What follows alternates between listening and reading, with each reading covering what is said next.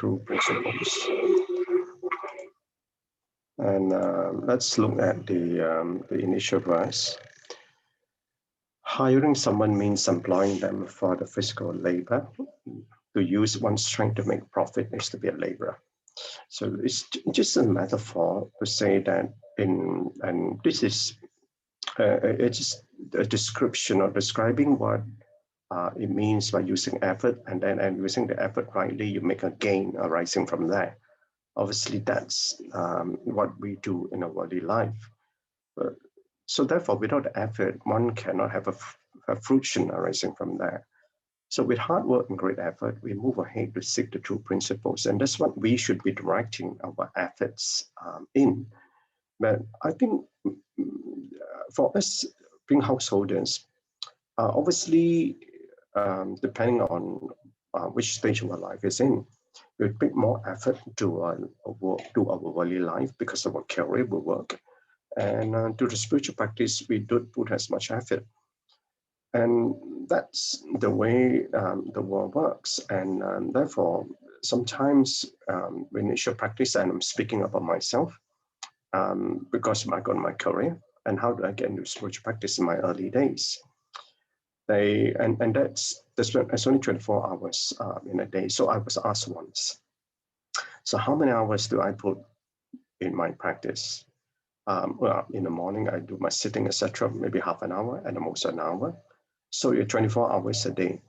So, but as one grow into the practice and gradually we form habits, and you realize that in this wholesome practice, we should be doing the whole practice throughout the day, even at work. And that's one would then slowly grow. So resulting in development of world transcending roots of goodness and cultivation, and the cultivation of a great vehicle. Now, world transcending roots of goodness. In other words, you even transcending goodness, and that what it means is that being good is not enough. Doing worldly good is not enough. So one must put in the right efforts of practice, and obviously the story of two brothers, which you all understand. And only with efforts one have fruition. So advance in our practice or through Dharma, resulting in the development of our transcendent roots of goodness. And this is why we, from goodness, and we build up virtues, but it's from the virtues, then we gradually form habits of wholesome practices. So these habits of wholesome practices, I mean, one can be good without changing our habits. But one is good and getting into the practice to change our wholesome practice. And that's where we have the wisdom life. So it's from the wisdom life that one can grow and learn in wisdom. So we want to do things, and we want to do good, but we want to do it in our own way. But if we do it our own way, better change our own habits. We do not know whether our habits and our thoughts that we have may be hurting somebody else. So the world is a vessel of spiritual cultivation. It's a body of joyful use, which is accumulation of merits and virtues through their spiritual practice. And in this spiritual practice that we undertake, we got to be therefore very mindful of our actions. But being mindful of action through our action of our body to do good deeds, then we need to have the right understanding. And that right understanding had to come from Dharma. So therefore, in the wisdom life that we live, in so much as the goodness that we do, we also must learn to know what we are doing. And I've said this before, know what you serve and serve what you know. So in the parable, gradually turn false means they have gone off track, each wanting to cultivate views of their own. Kind of views of their own meaning, we do things our own way. So they divide up the land. This is yours, and this is his. And this represents our own internal boundaries that we have in our mind. So our mind, much that we cultivate in compassion, that we may go out and help, we have also our own ways, our own thoughts of how things should be done. So thus they need a virtuous person, a person who could lead others, a person who would settle all disputes fairly, a person who would settle all disputes. Fairly, which is being repeated here. So you may have also heard of stories that sometimes in a village there's a dispute, then go to a wise old man, and the wise old man will come out with ways of settling this. And that's because he has no attachment to what the issue or the matter is. And this is how we also need to cultivate, and much that we go out to do a lot of good deeds. And so good, very mindful of our ways. And this one comes from our mind. And it's habitual tendencies that we have, how we distinguish one thing to another. And the fact that we distinguish one thing to another, obviously, as much as we have to learn with the penetrative discernment to understand things, but inevitably we do not know in our own dark delusion, we do discriminate and we do differentiate. So the lessons learned, that lay practitioners must uphold the 5 precepts. This is how they fulfill the fundamental duties. And as a lay practitioners like we are. So if you have a chance to visit Lumbini, the birthplace of the Buddha, at the entrance, it's written in Pali. These are the basic 5 precepts that the Buddha has given to apply to all practitioners. And obviously for ourselves, we want to undertake more than that, and being a serious cultivator. And the 5 precepts obviously is to prevent us from taking lower rebirth.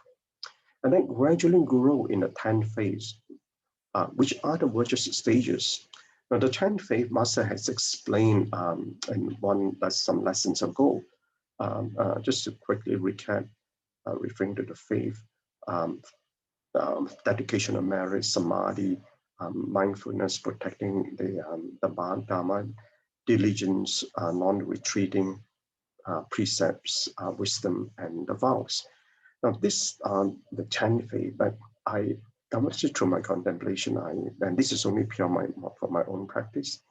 I translated that to exploration of faith, dedicated faith, unwavering faith, discerning faith, protective faith, unshakable faith. Having then only then we can grow in the firm faith, and upholding the firm faith, and impartial faith, and ultimately accomplishing faith. And these are the 10 stages.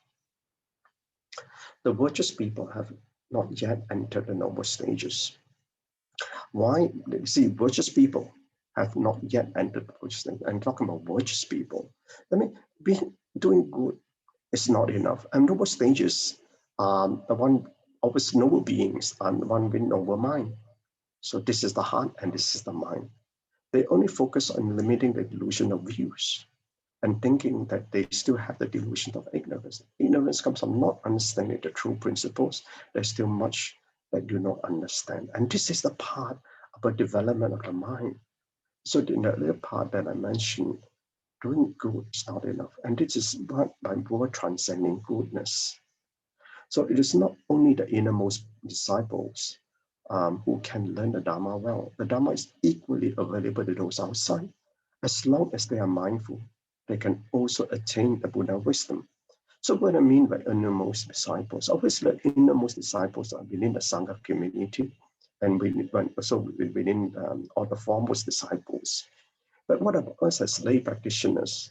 Does that mean we can't learn? So it says that so long as we are mindful, we can also attain the Buddha wisdom. So, and as long as they give us a bodhicitta, they can give us the great Dharma vehicle, and everyone is equal. So therefore, even for us as a householder, we should be able to learn well from the Buddha Dharma. And obviously, at some point in time, in the future life, you'll never know, then we've been in the Sangha community. We may also have in the past been in the Sangha community, so we do not know about this. So, but what's important is this particular life that we have, that we undertake to learn as much as we can, but not only to learn, but to practice, to apply the efforts in the right way. So in contemplation, the more important thing is that efforts that we apply, much that we, because of our own internal boundaries and division that we have, we need to apply the efforts in the right way. And the first effort is to apply to change oneself. the change of ourselves. So we need to change ourselves within.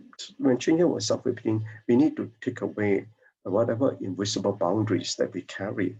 And this requires great effort of the consciousness of self-awareness. We need to be aware of ourselves. We need to aware of our own thoughts. The efforts must be concentrated on the consciousness, on concerted effort of the inner development. So what are this inner development?